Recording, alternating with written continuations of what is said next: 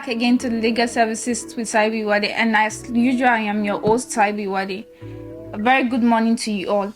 Today, we're going to be discussing a very important and interesting topic in our society, securitization. And we have a very important guest, Mr. Hisham Eslam. Welcome, sir. Welcome. So, sir, can you please give us a little bit introduction about yourself? So, I'm a professor at NIU and I have specialization in international relations and intellectual property right. Okay. So, securitization is within the ambit of international relations and it has multiple of subspecies to it. Okay, sir. Okay, that's very nice. Welcome, sir. So, as I said earlier, we're going to be discussing securitization. So, what's your view on securitization and what aspect does securitization cover? So, basically, securitization is in itself a very broad theme. And within this securitization theater, you have multiple of subspecies. So to understand securitization, you have to dwell on the very core concept of human and society. So when you delve into securitization, then you end up facing food securitization. You end up facing national securitization, domestic securitization. To take a context, the Prime Minister of India, Shri Narendra Modi, has a primordial focus on food securitization. So if we go further, we have species of securitization that has to be dealt academically. Okay, sir. Okay. So, sir, when we talk about national security, because it says one of the aspects of securitization also deals with national security. In terms of external threats, which country do you feel is more vulnerable to external threat between India and Nigeria? Well, if we talk about national securitization, right, national security, it's again a very broad concept. So if we do a comparative analysis between Nigeria and India, I would place India to be on a better footing. The reason is our post-colonial history and how we have adapted and survived that transition. So if I may quote Samuel Huntington, in his article he has mentioned that for the success of India to survive was in its strong institutionalized bureaucracy, which is all Indian services, all Indian services, and political organizations. So what does it mean by political organization? You are supposed to have a balance between bureaucracy and political organizations. India had a political organization which was at the time of this independence was 100 years old. That is Congress Party. So, and to support that, we had a bureaucracy which is one of the best in the entire world. Even now, that is why the balance has made India survive. Whereas if we speak Nigeria had a strong political organization, but weak bureaucracy. There was a disbalance. You had a strong political organization, but it is not matched by the bureaucracy. So the mismatch has caused the debacle. So if we specifically speak who is better placed, it is India. So, like when we talk about major security threats, what are the major security threats that have been faced by the people of India and Nigeria, and how are they tackling them? All right. The biggest threat right now is food securitization. Given the global warming, given how population is expanding, we are running short on food and how to, utilize them. Not only utilization, but how to procure grains, normal food articles, so that a person can have a proper nourishment. So, given Nigeria, again, the geological context, if you see, and if you dwell on how bureaucracy and corruption is involved, so it is again Nigeria the biggest threat to Nigeria is again food securitization, and in a way, food securitization may lead to a national securitization. So everything is interconnected, interpolated. Now, have you heard of this Boko Haram threats in Nigeria?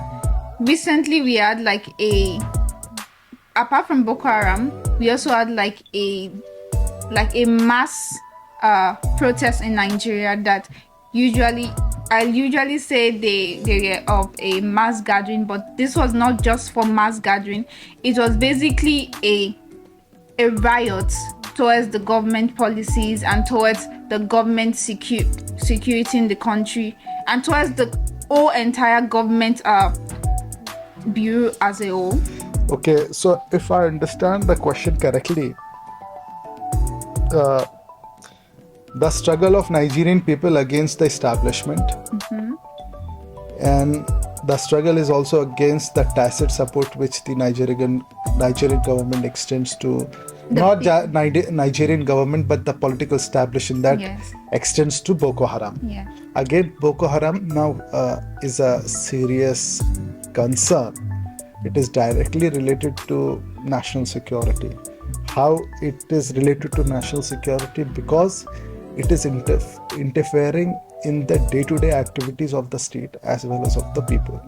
So by creating a chaos or disturbance in pursuance to a particular ideology is not always in the good interest of the state. So you have to understand that state is a lifeless entity that has to move in a manner which is not interfered. Unless if there are external factors interfering a state and its machinery, then the reflection would be on the integrity and the unity of the state, of the nation as well. So if there is issues, there are problems, there are continuous tussle between the public and the state, and then you have a third actor, non-state actor, which is a Boko Haram in this case. So it will put lots of threats. Not threats exactly. It will cause what you call it. There is a word for it. Hurdles in all-round development of a state. And unless and until state identifies that these are not good for a state, it is not good for the international treaties, and it is not good for the reflection of a nation at an international level, there can no going forward. Because if you need a state to survive, it needs to effectively communicate with other states, and if it has to assure that if you invest in a country, your assets are secured, and the work whatever return from investing in our country will be more. To get that, you have to neutralize all sort of non-state actors. So if you say non-state actor, Boko Haram basically is a theologically oriented and theologically motivated non-state actor. So they will always try to implement their interpretation and their idea of state. So that is, and their interpretation is definitely not in tune with the democracy and all. That's it. Now, with your own perspective and view, what do you think the Nigerian government can do that they will be able to address security concerns like Boko Haram threats, political grievances in the country? That's a very interesting question. Well, the biggest aspect is the political will.